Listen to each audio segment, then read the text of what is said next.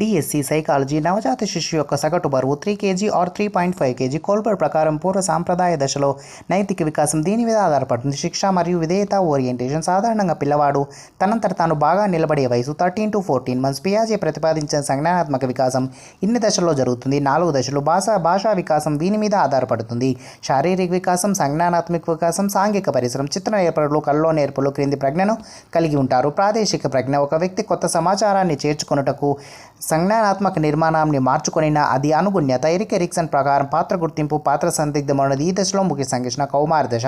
IQ 29 కంటే తక్కువ ఉన్నవారు సంరక్షణ స్థాయి బుద్ధిమాంద్యులు. ద్వికారక ప్రజ్ఞా సిద్ధాంతాన్ని ప్రతిపాదించింది చార్లెస్ పియర్మన్. క్రింది వారిలో సృజనాత్మక పరీక్షలతో సంబంధం కలవారు కోల్బర్గ్. బహుళైచ్ఛిక ప్రశ్నలకు జవాబులు రాయటంలో ప్రధానంగా ఉన్న ఆలోచన ఏకముఖ ఆలోచన. కార్యసాధక నిబంధనలో సామాన్యంగా అయిష్టంగా గ్రహించబడ్డ పరిణామాలు తీసివేయడం వలన ప్రవర్తన సంభావ్యత పెరిగిన అది రుణాత్మక పునర్బలం. అంతర్దృష్టి అభ్యసనం దీంతో తీవ్రంగా విభేదిస్తుంది. యత్నదోష అభ్యసనం ఒక ప్రత్యేక వస్తువు లేదా సంఘటనల వరుస క్రమాన్ని గురించిన ఒక వ్యవస్థీకృత జ్ఞాన సముదాయం. స్కీమా. సాయంత్రం పూట పాఠశాల నుంచి ఇంటికి వెళుతున్న ఒక విద్యార్థి రోడ్డు పక్కన ఒక గుంపును చూశాడు.